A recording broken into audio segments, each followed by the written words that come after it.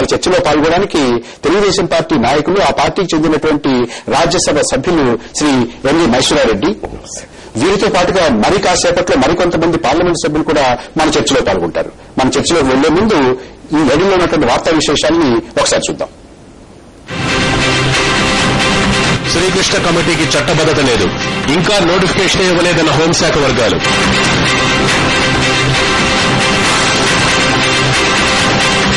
Venkatrao తరలింపులో high tension, తక్షణం శిక్షించాలంటూ నిరసనలు.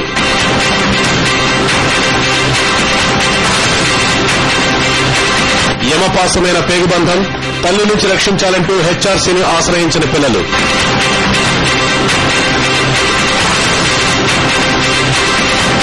మళ్లీ పుంజుకున్న స్టాక్ మార్కెట్, 200 పాయింట్లు లాభపడ్డ సెన్సెక్స్.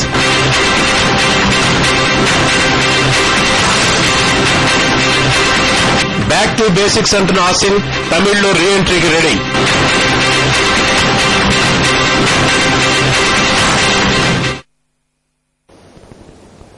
ప్రతి సంవత్సరం దాదాపుగా ఇదే పరిస్థితి. రైల్వే బడ్జెట్లో రాష్ట్రానికి అన్యాయం. గత సంవత్సరం ఎన్నికలకు ముందు ఫిబ్రవరిలో లాలూ ప్రసాద్ యాదవ్ సమర్పించినటువంటి మధ్యంతర రైల్వే బడ్జెట్లో రాష్ట్రానికి చాలా అన్యాయం జరిగిందని పెద్ద ఎత్తున మన రాష్ట్రంలో నిరసనలు వ్యక్తమయ్యాయి. యూపీ అధ్యక్షురాలు శ్రీమతి సోనియా గాంధీ ఆనాడు పార్లమెంటరీ వ్యవహారాల మంత్రి శ్రీ ప్రియరంజన్ దాస్ మున్షిని రాష్ట్రానికి చెందినటువంటి ఎంపీల దగ్గరికి పంపి ఎన్నికల తర్వాత వచ్చేటటువంటి పూర్తి స్థాయి బడ్జెట్లో న్యాయం చేస్తామని హామీ ఇప్పించారు. అయితే గత జూలైలో మమతా బెనర్జీ సమర్పించినటువంటి పూర్తి స్థాయి బడ్జెట్ కూడా రాష్ట్రానికి నిరాశ మిగిల్చింది. మహబూబ్ నగర్ డబ్లింగ్ కి తప్ప మనకు ఆ బడ్జెట్లో ఒరిగిందేమీ లేదు. మన ఎంపీలందరూ ఒక మాట మీదకి వచ్చి ఆ తర్వాత రైల్వే మంత్రిని కలుసుకున్న పెద్దగా ప్రయోజనం కలగలేదు. ఈసారి ఏం జరగనుంది? పాలకపక్షానికి 33 మంది సభ్యులను పంపించినటువంటి రాష్ట్రానికి ఈసారైనా రైల్వే మంత్రిని ప్రభావం చేయగలిగేటటువంటి అవకాశం ఉందా? అసలు రాష్ట్ర ప్రయోజనాలను వరుసగా రైల్వే మంత్రులు ఎందుకు పట్టించుకోవడం లేదు? మిగతా విషయాల్లో ఎంతో వాక్చాతుర్యం, చొరవ చూపించేటటువంటి మన ఎంపీలు ఈ విషయంలో ఎందుచేత కార్యసాధకులు కాలేకపోతున్నారు?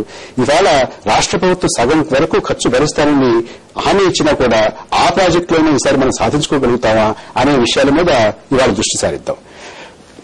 మైసూరారెడ్డి గారు, మనం రైల్వే బడ్జెట్ ప్రతి సంవత్సరం కూడా మనం నిరాశ మిగులుస్తోందని అనుకుంటున్నాము. ఒక్కసారి సామాన్య ప్రజలు రైల్వే బడ్జెట్ల గురించి, రైల్వే బడ్జెట్లో మన రాష్ట్రం యొక్క పరిస్థితి గురించి ఏమనుకుంటున్నారో చూసిన తర్వాత మనం చర్చ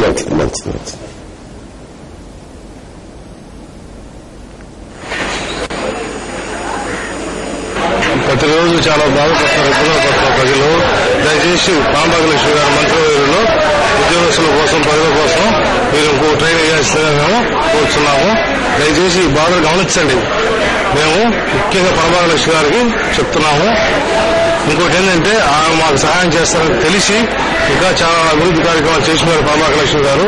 దయచేసి మీరు మా దయవుంచి ఇంకో ట్రైన్ వేయాల్సిందిగా మేము ప్రజల తరఫున మిమ్మల్ని ముఖ్యంగా కోరుతున్నాము. ఈ బడ్జెట్ లో కూడా మాకు తెలిసినంత వరకు అన్యాయం జరగబోతుంది ఆంధ్రప్రదేశ్ కి.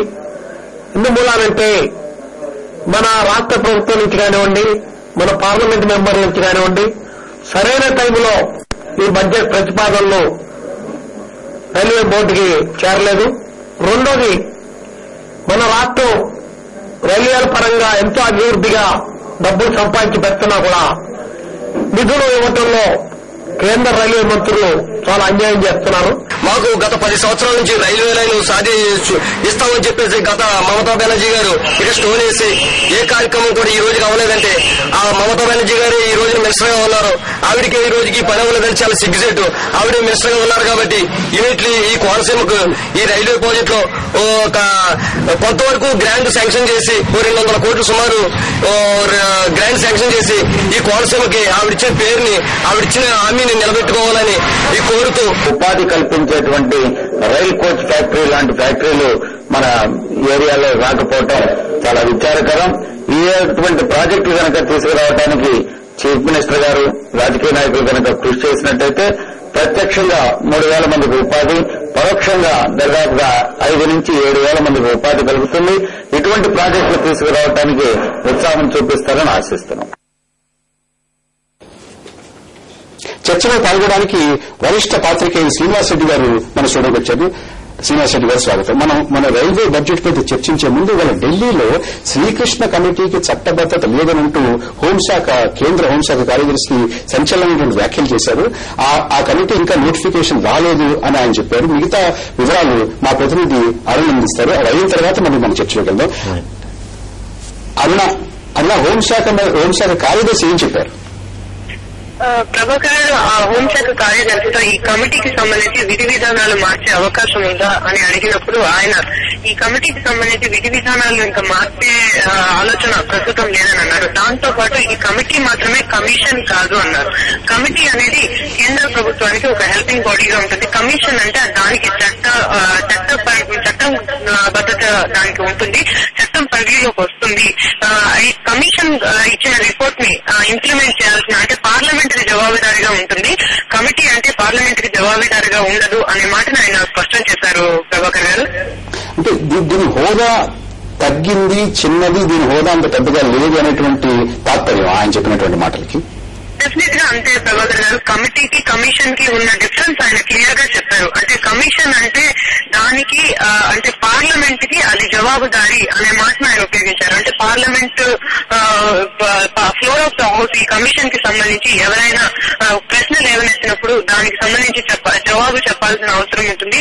అలాగే ఆ కమిషన్ ఇచ్చే రికమెండేషన్స్ పై ప్రభుత్వం యాక్ట్ చేయాల్సి ఉంటుంది. కానీ కమిటీని మాత్రం కమిటీ ఇచ్చే రికమెండేషన్స్ గవర్నమెంట్ పరిశీలిస్తుంది.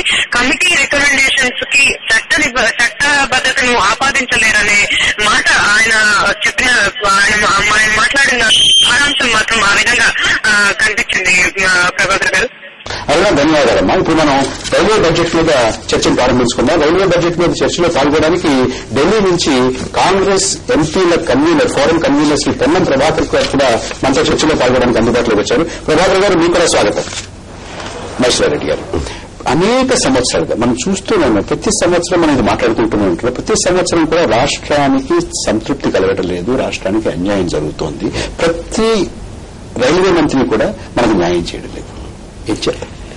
ఇప్పుడు ఇది వాళ్ళకు రైల్వేస్ లో ఇంకా కలోనియల్ యాటిట్యూడ్ మారలేదు.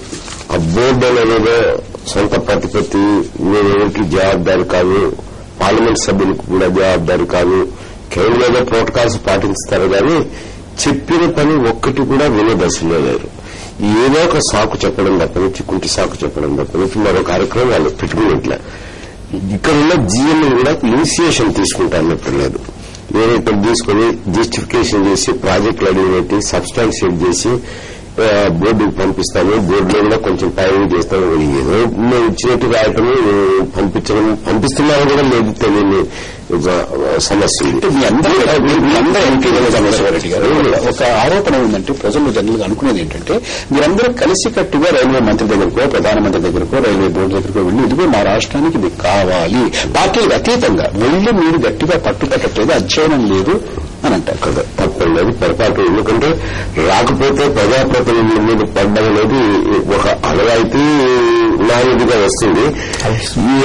నేను 30 మంది 40 మంది ఇప్పటికైతే లాస్ట్ ఇయర్ కానీ అంతకుముందు సంవత్సరం కానీ ఏ రాజకీయాలకు అతీతంగానే ఈ మంత్రుల మీద ఒత్తిడి తెచ్చేదానికి ప్రయత్నం చేశాను. లాలూ ప్రసాద్ ఉన్నప్పుడు కానీ, నేను లాస్ట్ టైం అంటే నాది టెంపరీ బడ్జెట్ కాబట్టి ఎవరు ఏమీ అనుకోలేదు. వాళ్ళు కాంగ్రెస్ సభ్యులు కలిసినారు, ఏదో ముందే పని పంపించినారు, జరిగింది. భేదాభిప్రాయాలలో మేము అడిగే పనికి అందరూ కోడ్రీకరించి పెట్టాల్సిన అవసరం ఉంటుంది. కానీ కోడ్రీకరించి ఎప్పుడు పెడుతున్నాం మేము? మాకు మీటింగ్ జరిగేది, సమావేశం జరిగేది ప్రీ బడ్జెట్ సమావేశాలు బడ్జెట్ ముందే జరుగుతాయి. అవి ఏ డిసెంబర్లోనే జరిగితే పర్వాలేదు. కానీ 3 రోజులు 4 రోజుల కిందట నిన్న గుంటకల్లో సమావేశం జరిగింది, మన గుంటూరులో జరిగింది. ఈ మొత్తం ప్రిపరేషన్ అయిపోయింటుంది. ఏం ప్రయోజనం? అది తర్వాత మేము వెటరింగ్ చేసినా ఏం ఉపయోగం ఉండదు. అందుకే నేను అంటున్నాను, మన రాష్ట్రం నుంచి ఎవరైనా కానీ తమిళనాడు ఉంది, తమిళనాడులో ఖచ్చితంగా రహదారులు, నేషనల్ హైవేస్ కావాల్సిన శాఖలు కానీ రైల్వే శాఖలు కానీ మాకు కావాలని చెప్పి ఒత్తిడి చేసి తీసుకుంటారు. ఒక సహాయ మంత్రిగా తీసుకుంటారు, లేదంటే క్యాబినెట్ మంత్రి అంటారు. అది కాకపోయినా కానీ రంభ కాకపోయినా ఇష్టశక్తి సహాయ మంత్రి కూడా తీసుకుంటారు. మన రాష్ట్రం నుంచి ఎప్పుడు కూడా ప్రభుత్వం ఏర్పడేదానికి కీలక పాత్ర పోషిస్తున్నా కానీ మరి ఎందుకో ఆ శాఖల గురించి విస్మరిస్తున్నారు. ఎప్పుడూ నష్టం జరుగుతుంది, ఎప్పుడు అన్యాయం చేస్తున్నారు, సౌత్ కల్పిస్తున్నారు చెప్పి మాట చెప్తారు కానీ ఆ శాఖకు సంబంధించి కనీసం సహాయం అంటే తీసుకున్నప్పుడే బోర్డు మీద పెట్టడానికి వస్తుంది. లేకపోతే బోర్డు మీద నుంచి కూడా మన రాష్ట్ర